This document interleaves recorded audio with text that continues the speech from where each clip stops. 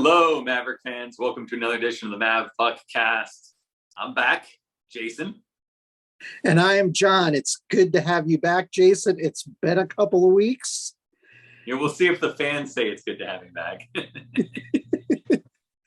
Yeah, I'm sure they're all sitting there going, "Oh, I thought we got rid of that idiot."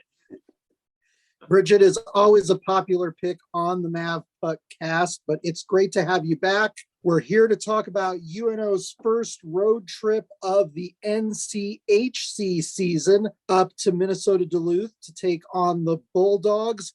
They were struggling a bit coming into this series. They were like a car leaking oil. They've got some good talent on that team, but they'd had their struggles. They were 5-5-0 coming into the series.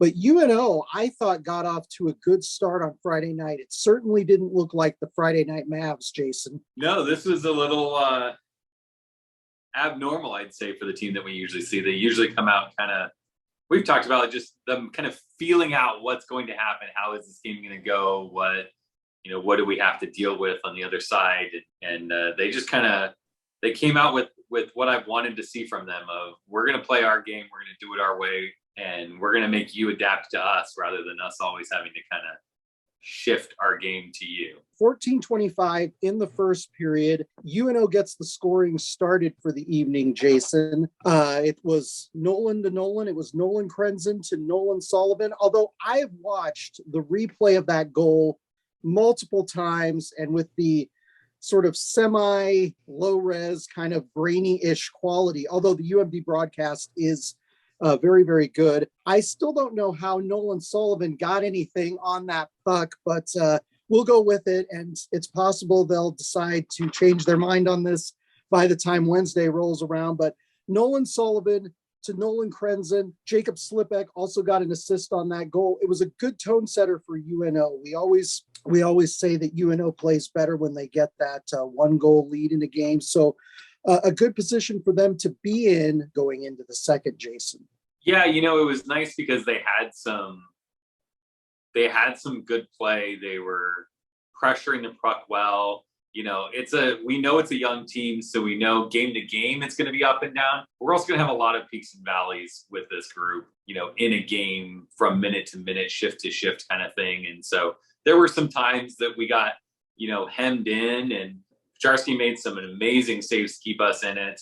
And then, to see them get rewarded because they were putting in a good effort in the first period. It came fairly late, probably 2/3 of the way through that first period that we get on the board. And, you always feel better being up 1-0 than down 1-0. But then the second period happened, and I really thought we struggled a lot in that second period. Yeah, that definitely seemed to be the consensus on Twitter on Friday nights. And the next two goals are scored by Minnesota Duluth. So UNO goes into the third period down 2-1. But early in that period, 1:13 in, Ty Mueller gets the power play goal for UNO. UNO did well on the power play during this game, ties the game up 2-2. Anything is possible. And then some interesting penalties happen, which, as Jason is well aware, and Bridget's well aware, and Jolene is well aware, is my least favorite thing to talk about, because we've had so many odd calls and non-calls. St. Cloud State fans were talking about this in their Friday night game against Western Michigan as well. So this has become an interesting issue for UNO, but there was an interesting penalty, a 2-minute for a cross-check.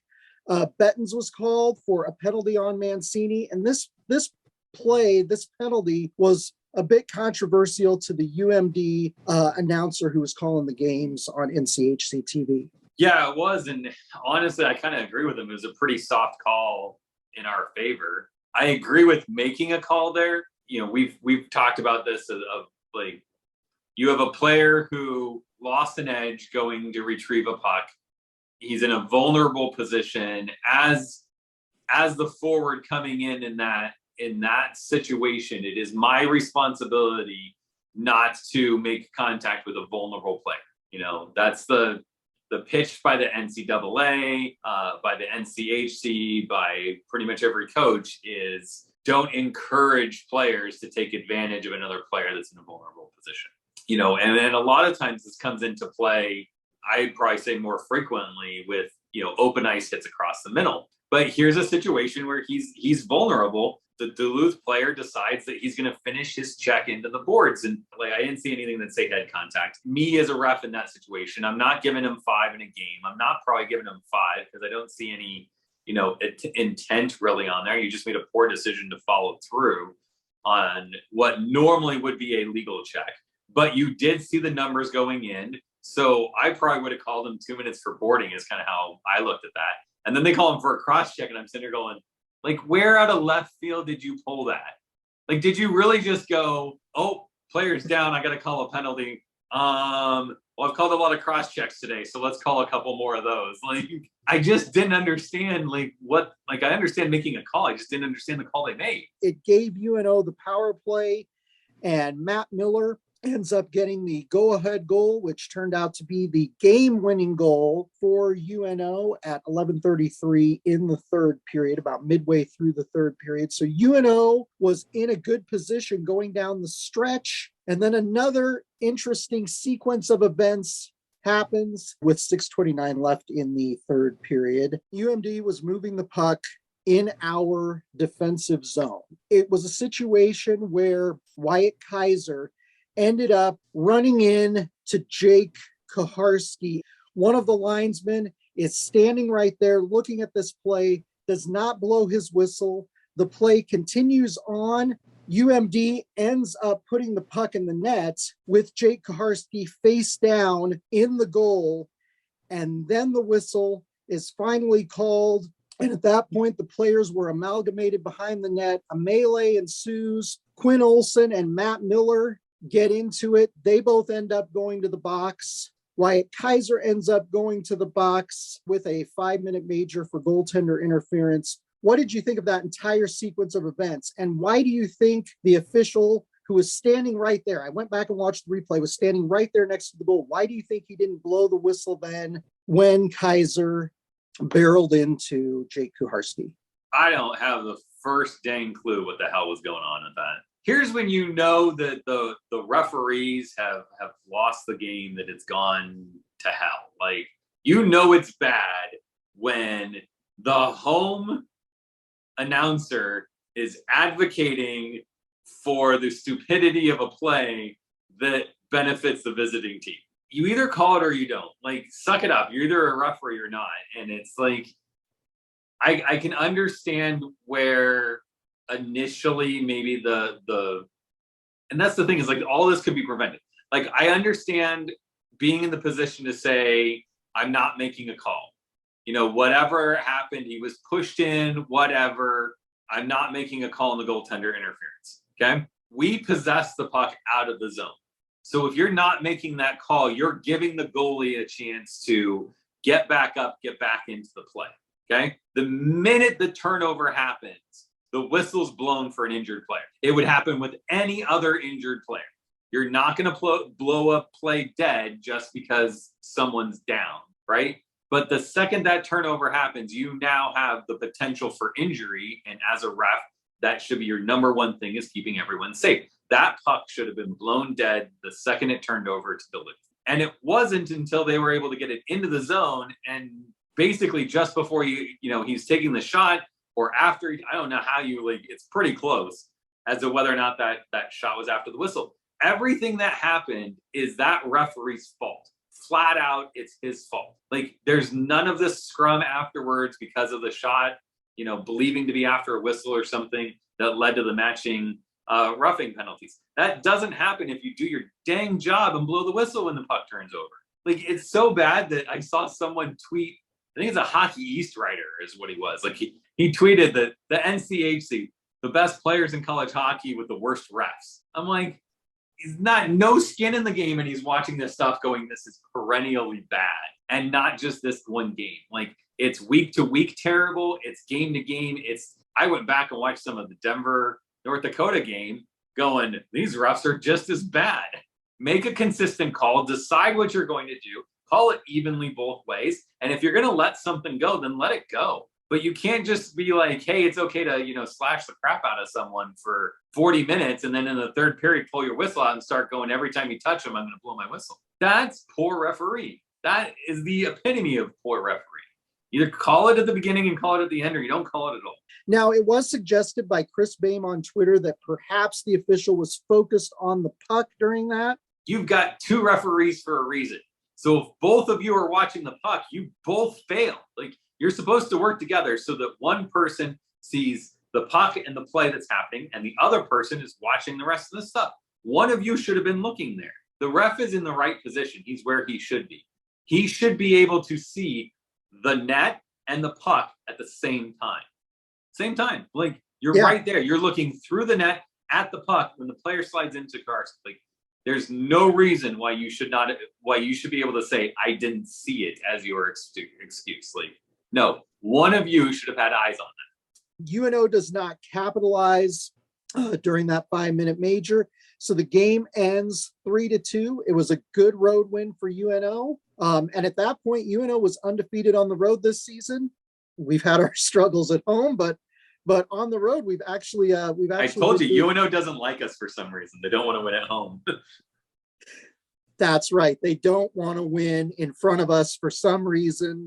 Hopefully, this little break coming up, things will be remedied in that regard. But that was a good road win for UNO. They took advantage of the opportunity against a struggling UMD team on Friday night. And then we go into Saturday night. And I got to tell you, at that point, and I agree with this sentiment because I saw this a lot on Twitter and online after that Friday game. That was already a great outcome for UNO in this road series. We've had our struggles against Minnesota Duluth on the road. I think the last time we beat Duluth on the road was 2018. So it had been a while since we'd had success up there. So going into the Saturday night game, Jason, what did you think about UNO's chances in that game? For me, it could go like one of two ways. It was either going to be, we were going to get blown out because we just figured, our hope was to earn a split. We got one win. Let's just, throw everything at the wall and let's see what sticks. And, it might have been just a blowout because UNO is just playing with no care, right? And we talked about this team being young and stuff and kind of having that chip on their shoulder. They go out and just play like, it doesn't matter. We're expected to lose. So who cares if we lose? We're going to go out there and see if we can win. I kind of expected the game to go a little bit that way. It was either that or Duluth was just going to take charge and be like, we're a better team and we need to prove it right now. But I really think that they've been struggling so much that locker room's probably second guessing a lot of stuff right now. And so my expectation was that it would be a little bit more of UNO kind of just coming out. And Duluth gets the first goal. And at that point in time, I was kind of like, ooh, we weren't playing great. We were missing a lot of assignments early, basic assignments in the zone where you're chasing and traveling instead of respecting where your position is and what your responsibility and role is in a system. And so I was like, that's not going to end up well for us. But luckily they pulled it together in the first and we came back just down one at the end of the first. That was a fortunate position to be in. And as you said, puck handling wasn't good. Passing wasn't great. A lot of the fundamental plays were lacking for the team. But thankfully, when you're playing a team that's struggling, as Duluth has been, it created some opportunities for UNO. So yeah, we score about 6 minutes into the second period. Jake Pavanka, who's turned into a scoring machine since transferring from Notre Dame, who knew he had it in him, gets the goal with an assist to Kirby Proctor. He was Bridget's player of the weekend last week. He's been having some impressive performances recently. So UNO ties it up late in the second period on a power play goal. Minnesota Duluth, Ben Steeves again, who almost had the hat trick in this game, gets power play goal late in the second period. Duluth is up 2-1. We're headed to the third. Throughout most of the third, I thought this is just not going to be UNO's game. And then at the 18:29 mark in the third period, Matt Miller, who had a great weekend, ties it up 2-2, and we're going to overtime. Another one of my least favorite situations in college hockey, because I always have to explain to people a win in that overtime period does not count as a full win in the pairwise rankings. We were talking a little bit about what percentage of a win it counts as if you win in that 3-on-3 overtime period. And I did look this up on College Hockey News this morning, and a win in that overtime period counts essentially as 55% of a win. A loss is 45% of a win. So in that overtime period, you can kind of throw caution to the wind, in my opinion.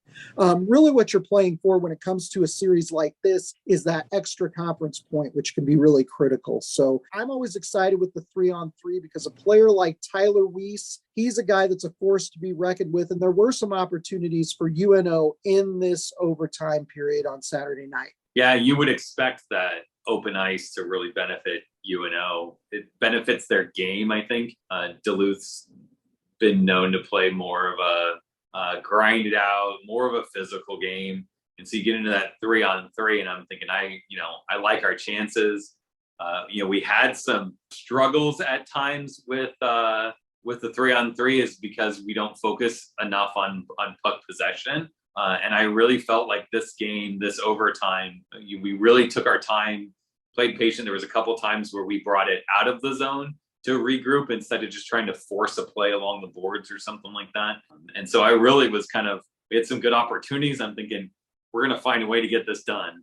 And ultimately, we do not get it done. Quinn Olson, who we mentioned for being in that scrum on Friday night, ends up getting the game-winning goal. So officially goes on the NCAA record books as a split. But UNO gets 4 points out of a possible 6 points in the conference race during this series, which I think is a really, really good result for them going on the road to a program like Minnesota Duluth. And when we looked at the schedule going into the season and we looked at the start of NCHC play, we knew we had North Dakota at Baxter Arena.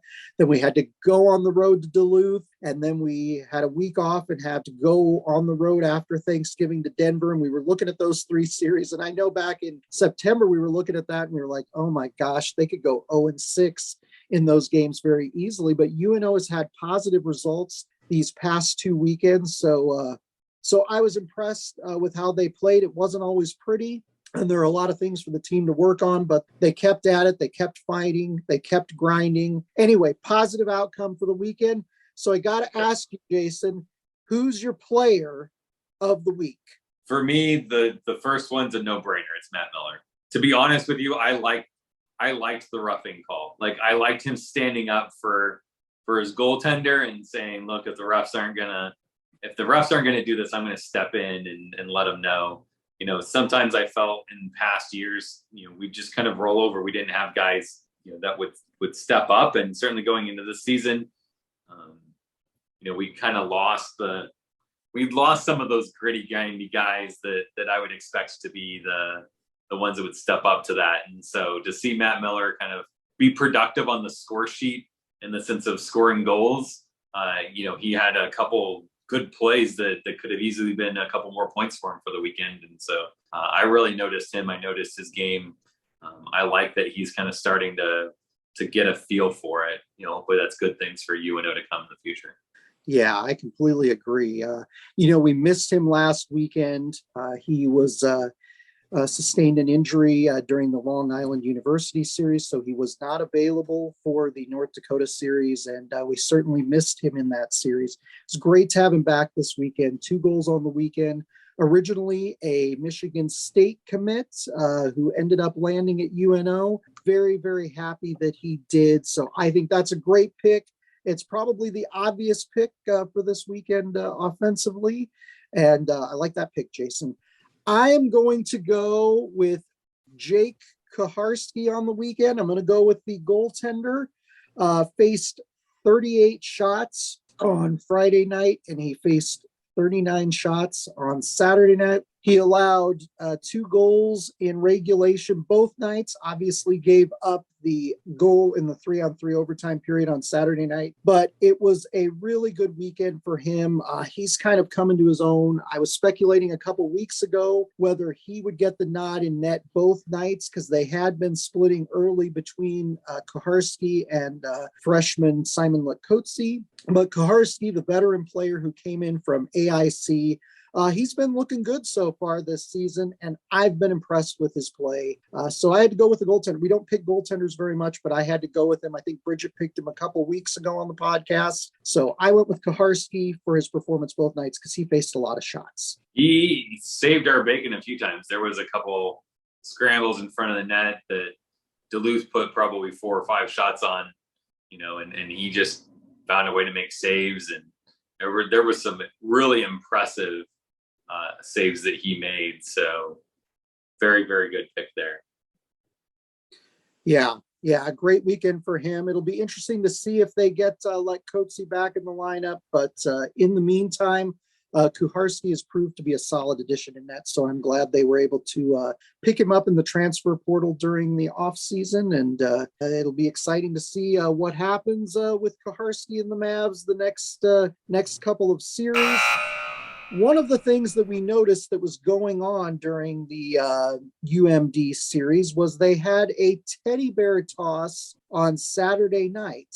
And my recollection of the past 25 years of UNO hockey is I don't recall us ever having a teddy bear toss. I know that some of the UNO fans in association with the Blue Line Club did a Caps for Cancer toss. So during an intermission, fans would bring a new unworn cap and they would toss it onto the ice. And then those caps would be donated to cancer patients who lost their hair. But I don't think we've done a pure teddy bear toss around the holidays or at any other time during the season. What do you think of the teddy bear toss traditions? Should UNO add it to their regular stable of events that they do during the season? Should they not do a teddy bear toss? What are your thoughts on throwing stuffed animals onto the ice during a hockey game, Jason? I think it's a great idea. I like it. They did in Colorado for the minor league team. So I went to a few of those, and it's always a good event. It's always a feel-good thing for fans. I was surprised when we were talking about it because I'm like, yeah, it seems odd that we don't, considering, all the promotional stuff that I've seen this team do. I know that the guys enjoy going to Children's Hospital and, interacting with the kids. And it seems like a no-brainer when it comes to the kind of connection. So it's a bit surprising that we haven't done it. We have the Children's Hospital here, so I would think that it would be something that they could easily work out a deal with, kind of thing.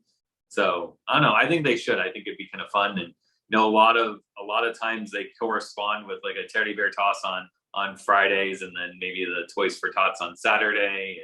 It's the time of year where we'd expect to see Toys for Tots at some point. Yeah, I'm curious as to when the Toys for Tots is taking place this year. We weren't able to get confirmation before we recorded this podcast, but normally they do that during a series in December. So the next home series comes up in early December. So maybe they'll do it that weekend. We will obviously pass along that information in a future podcast and on Facebook and Twitter when they make that announcement. But we've had the opportunity to participate in a couple of teddy bear tosses when we've gone to see UNO play on the road. So back in the 04-05 season, there was a teddy bear toss when we went up, and I think it was December of 2004 when we went up for the UNO series against Northern Michigan. We ended up getting stuffed animals at the local Target, and we tossed them onto the ice. One of the UNO fans, because we were sitting behind the net, all of our visiting group was sitting behind the nets on one end during that series, and so he decided to be ambitious, and he tried to throw the stuffed animal. If I recall correctly, it was a stuffed dog. He tried to throw it over the net, the ice, and the dog's head ended up getting stuck on the little bar that holds up the top of the nets. Back in 2018, when we went up for the St. Cloud State Series, they had a teddy bear toss. And so Bridget and I found a stuffed husky at IKEA that looked very much like the St. Cloud State mascots. And I threw it on the ice that night during their teddy bear toss. And some intoxicated St. Cloud fan gave me a hug and thought that was so nice that as visiting fans, we threw the husky onto the ice. So it's kind of a neat tradition. I'd love to get to do it at a UNO game. It'd be tough to throw our stuffed animals from the second tier, but I hope they try it someday. I think that that would be a neat deal. The next thing we want to talk about are special occasion jerseys. And this is something that Jason and I, as hockey fans, we're both wearing jerseys. I'm wearing one of the old red jerseys that UNO had. And UNO has done a number of special jersey auctions in the past. In particular, when they were playing down at the CenturyLink Center, they'd had a military appreciation night. They had breast cancer awareness night, so they had pink jerseys for that. They used to do a number of special occasion jerseys during the games. And the Omaha Lancers this weekend for Veterans Day, they had red, white, and blue Lancers jerseys that the team wore that were up for auction.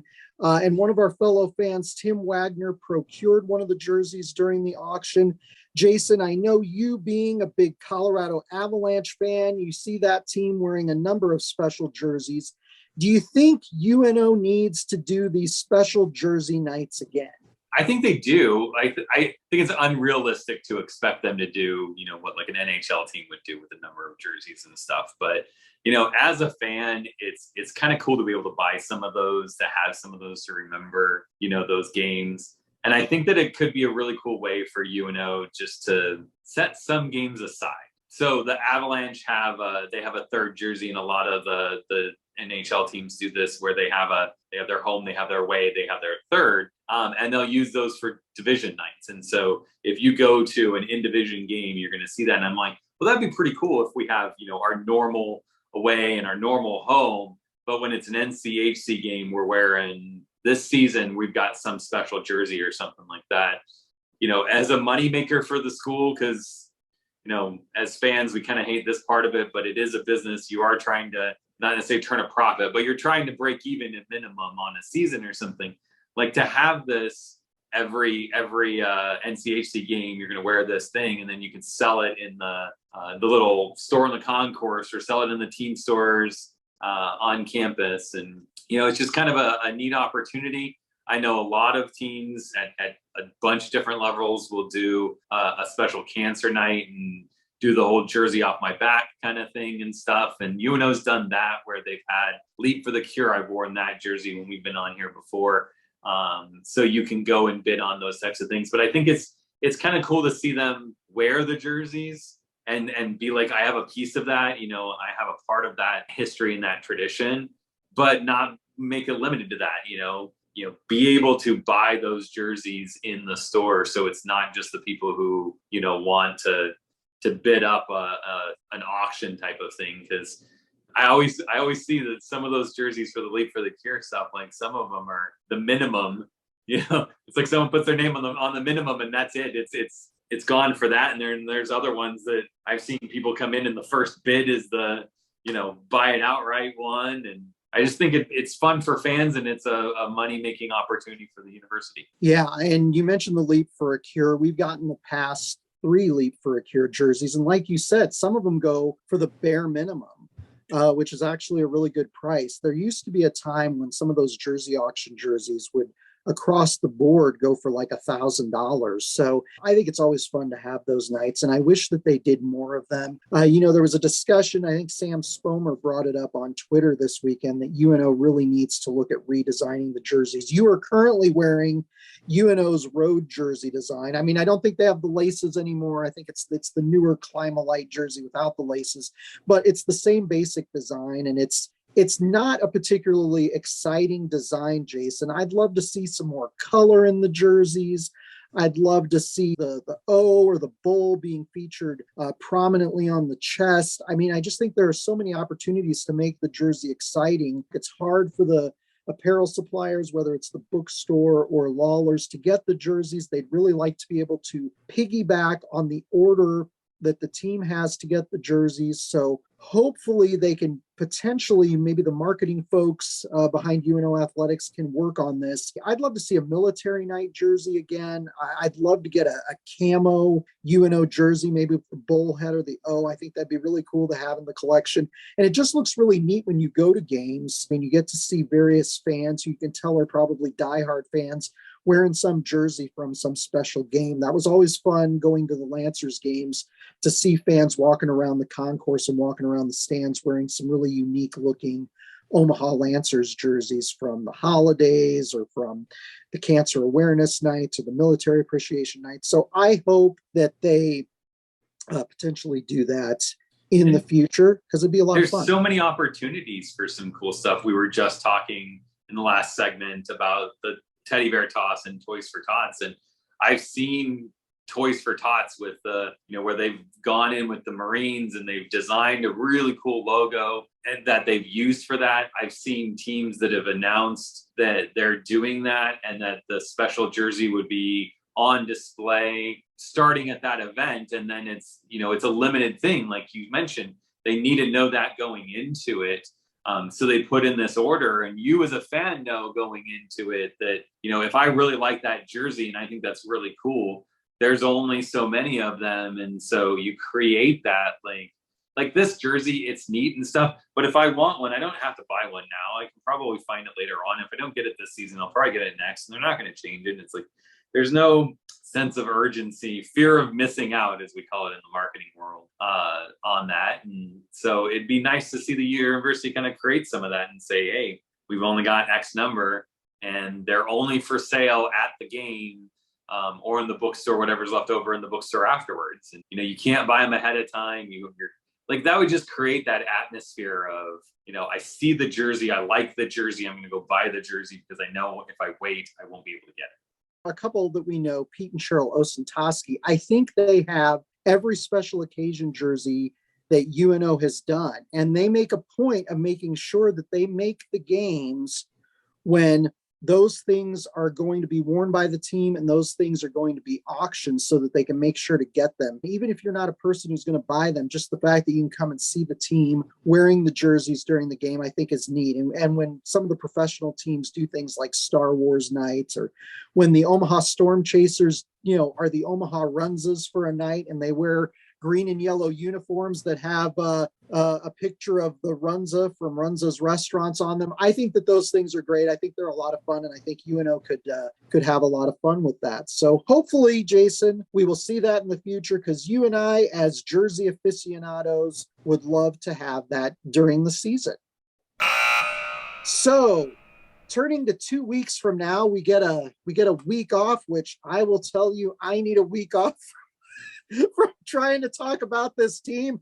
Oh man, it's exhausting, but we get a week off. So the Friday and Saturday after Thanksgiving, so Black Friday, we are going to be out at Denver University to take on the DU Pioneers. And I think a lot of people would agree, they are the class of the NCHC at this stage of the season. They are 9-3-0 overall.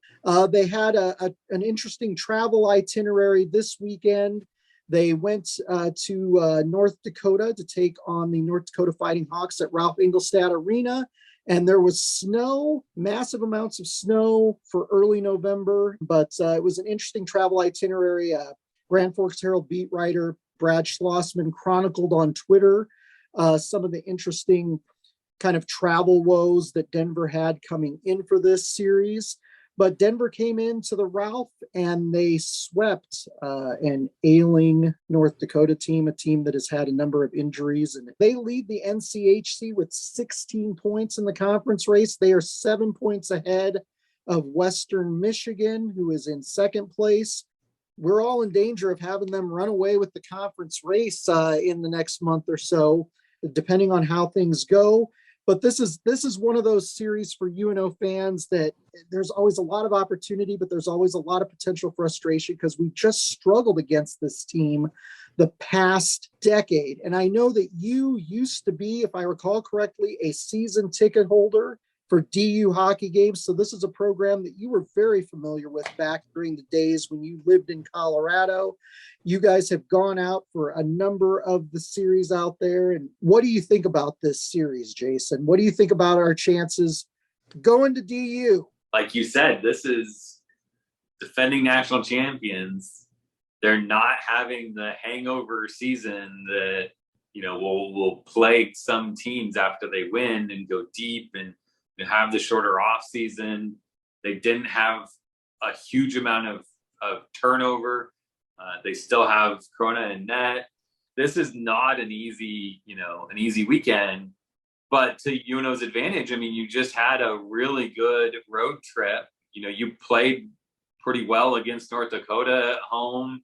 You're sitting in a better position than expected, heading into the series. And you've got things that you can put up against Denver. If you look at Denver, they've got some high-end talent that's really carrying that team. And if you can find a way to keep them off the score sheet or limit the damage that they do to you, UNO has a bit more of a balanced roster.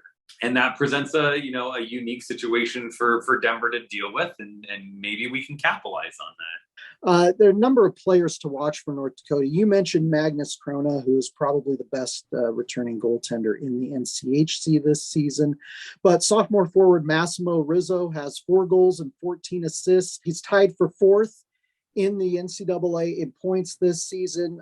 Former UNO recruit Casey Dornbach, who played for Harvard the past few seasons, transferred into DU. He has 5 goals and 10 assists this season.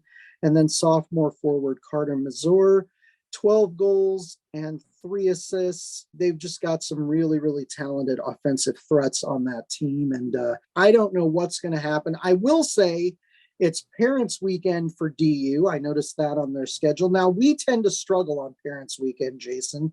I don't know what DU's record perennially is on Parents Weekend, but because it's after Turkey Day and because it's Parents Weekend for them, I'm just gonna project what typically happens to UNO on Parents Weekend. I'm gonna say the team, which has been playing surprisingly well on the road this season, is going to come out with a split during their road trip after Thanksgiving to Denver University. For me, that would be the best case scenario. I just don't see, and I don't know what you're thinking as far as, it sounds like you're thinking win on Friday because it's the hangover day, which I think that's probably if we're gonna steal a win, that's our best chance to steal a win. Realistically, I think Denver's just too strong right now. They're not really struggling in a lot of areas. They're always going to tell you that they have to get better about things, this and that and whatnot. But I'm going to predict that we get swept, but I'm going to say that we could easily split this if we go into it and take our week off and say we're going to clean things up. Our offensive zone entries have been really bad this weekend against Duluth, and they weren't really great against North Dakota. Our passing is, it's great this game. It's terrible the next. It's, okay in this period, and then it's just atrocious in the next period and stuff. And if we take stupid penalties, we're really going to struggle this weekend. They need to be consistent. They need to avoid taking silly penalties. And since you asked about what night I'm picking them to win, I'm going to say UNO serves up a Black Friday special and wins on Friday against Denver University. Be sure to follow Mavpuck on Instagram, Facebook, Twitter. You can find links to all of our social channels at mavpuck.com, as well as back episodes of this podcast, which we encourage you to watch and encourage you to listen to. So until next time, Jason, go Mavs. Go Mavs.